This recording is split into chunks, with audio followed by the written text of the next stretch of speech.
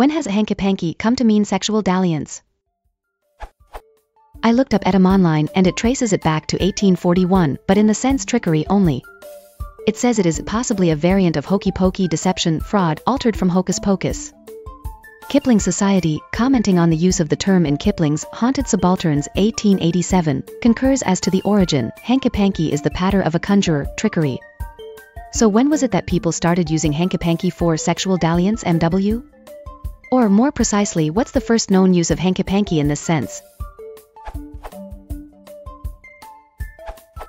The OED has 1939 for the first cited occurrence of the secondary meaning, sexual activity or dalliance, sp of a surreptitious nature.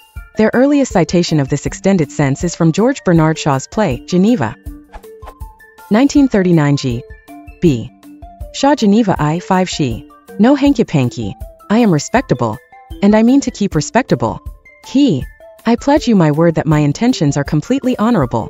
So that's around a century later than its first documented occurrence in the legerdemain or sleight of hand sense. Although use of hanky-panky to refer specifically, but euphemistically, to sexual dalliance may not have arisen until 1939, as the OED, cited in Trice's answer, indicates, there are some earlier instances in which use of the term at least suggests instances of illicit or frowned upon physical intimacy. For example, from Perth Prattle Pars, in the Perth, Western Australia, Sunday Times, February 19, 1922. Parents of budding Melbus and Clara Butts should warily watch their daughters' tutors. Some not only do not know a soprano from a contralto, and in consequence ruin the register, impair intonation, and generally fray the delicate fiber of the throat flute, but are often guilty of hanky-panky, which would make a lot of mothers and fathers put on a forbidding frown. One amorous old impostor was wont to hug pretty and buxom girl pupils to his own bosom, explaining that in that position they would eventually warble a part in Romeo and Juliet duets, etc. Others insisted on less than gym costume that they might observe through the flimsy upholstery the process of proper breathing.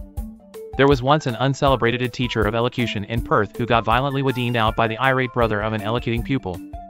This bounder had been teaching his pet pretty pupil to recite in flimsy bathers. From the Bullseye and Some Outers, in the Bathurst, New South Wales, Times, February 21, 1922. More murders in Egypt.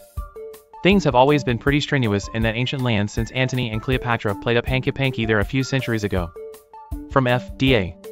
C. Delisle, Brides of the Bush, an Australian story of the pioneering days, serialized in the Portland, Victoria, Guardian, July 7, 1932.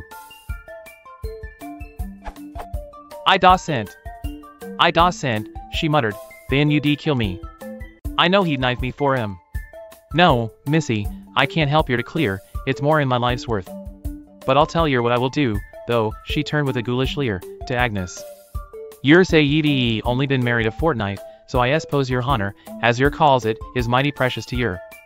This air bloke what's kidnapped yer might come as hanky-panky now he's got yer alone in this lonesome place. She dipped down into some capacious pocket in her skirt, and withdrawing her huge fist held it towards Agnes, saying, "What'll yer give me for this, a loaded Browning automatic pistol?"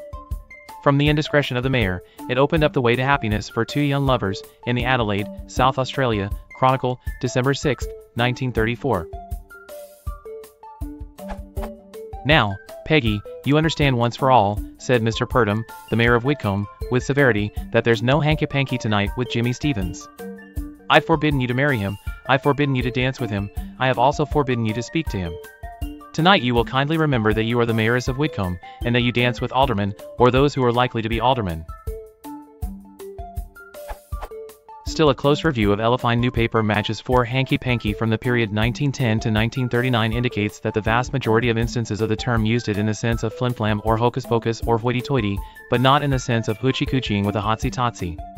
It may also be relevant that a hugely popular musical comedy revue titled Hanky-Panky ran for years in various parts of the English-speaking world during the mid-1910s and after. I don't know whether that show made the term less disreputable or more, but references to it certainly appear in a lot of newspapers of the period.